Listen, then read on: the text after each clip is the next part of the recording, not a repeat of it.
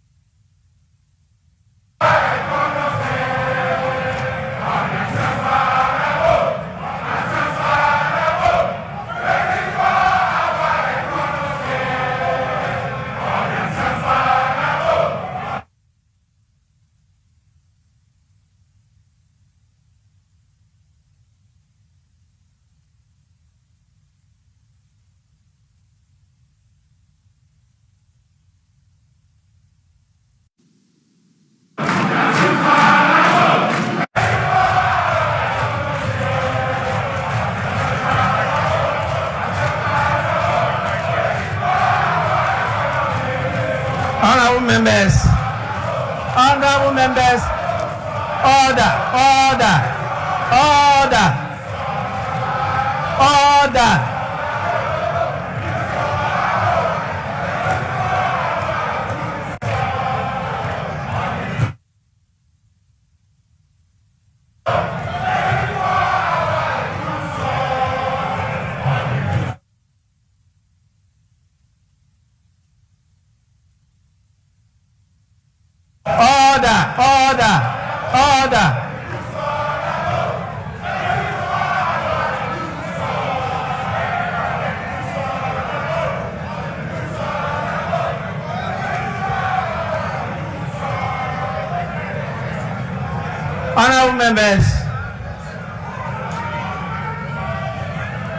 Honorable members,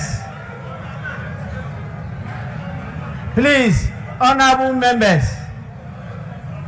let me assure you, I have the full support of parents to discipline the students.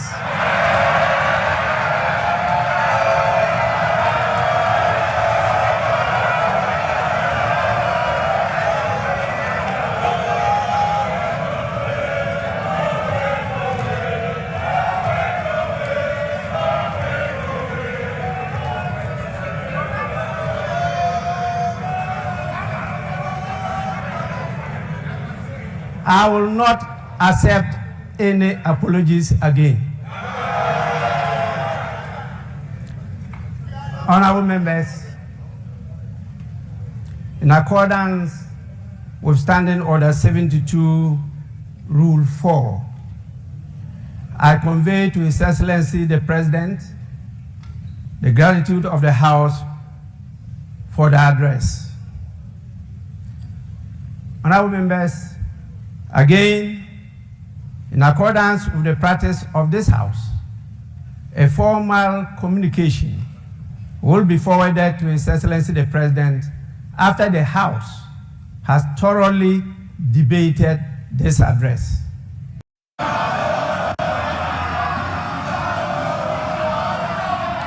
Mr. Speaker, as part of our Operation Recover All the Loot policy, ORA, I've already tasked our investigative bodies to bring the culprits of the National Service Ghost Name scandal to justice.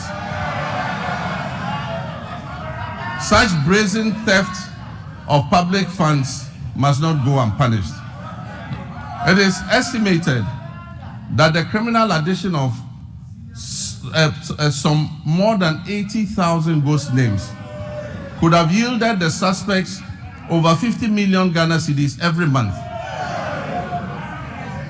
Unfortunately, some of these suspects are believed to have absconded from the country already. I have directed that they be declared wanted and their assets traced and frozen until investigations are completed. To achieve a legally robust regime to govern national service, I've also tasked the Minister for Youth Development and Empowerment to coordinate and present to Parliament a legislative instrument to support the implementation of the newly passed National Service Authority Act 2024. That's Act 1119. We will introduce short military training as part of our national service scheme. This will instill a sense of fitness and discipline into our youth. The administration of scholarships is another challenge. It has been fraught with a lot of challenges. The poor who genuinely need scholarships are unable to access them because the rich and wealthy always crowd them out. To fulfill our government's vision of promoting transparency, equity, and sustainability in the scholarship scheme, we shall streamline the award process to ensure that not only deserving youth benefit from the system, deserving youth benefit from the system. We shall introduce increased transparency, including publishing the list of beneficiaries every year. Mr. Speaker, job creation is one of our main pillars, and it was one of the major promises we made to the youth of Ghana. To help actualize this promise, we're going to roll out what we call the Ejumawura program. This initiative will create, track, and mentor young businesses annually with a special focus on our youth.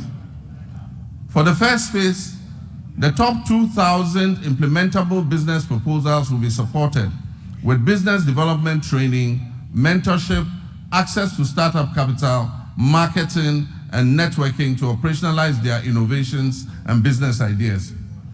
We will also launch our flagship National Apprenticeship Program to equip at least 10,000 young people in the informal sector with employable skills, including providing apprenticeship fees and startup kits when they have completed. The Youth Development and the Interior Ministries will facilitate the training of our young people in the Okada business in areas such as road safety regulations, financial literacy, and digital skills, as well as facilitating the acquisition of motorbikes. We will introduce electric motorcycles on a hire purchase scheme to eliminate the use of petrol and make their businesses more profitable. Mr. Speaker, Her Excellency the Vice President's Empowerment for Women and People with Disabilities program will also be launched this year. The program will target women and people with disabilities. Mr. Speaker, the double track system remains a challenge, and we are committed to eliminating it by accelerating school infrastructure expansion and completing stalled educational projects. To fund this, the Education and Finance Ministries are working to uncap the GET Fund so that we can accelerate projects in secondary schools. As promised, we have begun improving secondary school feeding, and the children are getting better quality food as I address you.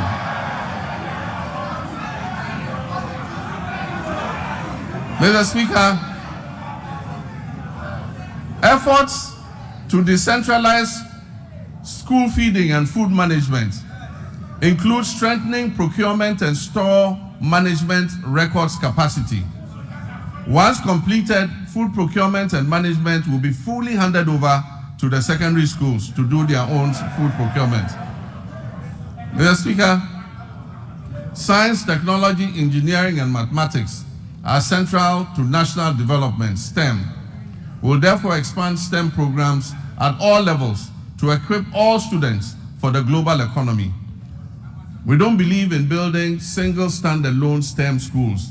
We believe that STEM must be part of the curriculum of every secondary school. Mr. Speaker, Regional TVET centers of excellence will be established to provide practical skills. Every region will get a TVET center of excellence to expand technical and vocational education training. Mr. Speaker, honorable members, Ghana has consistently missed its gross tertiary enrollment targets with a rate below 22%, far from the 40% goal that has been set by 2030.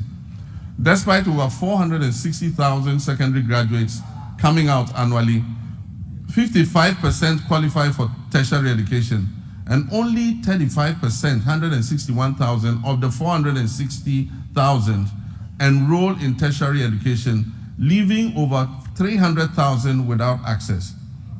To address this, government is introducing a no-fee stress policy to eliminate tertiary admission fees, which currently serve as a barrier to higher education for some students.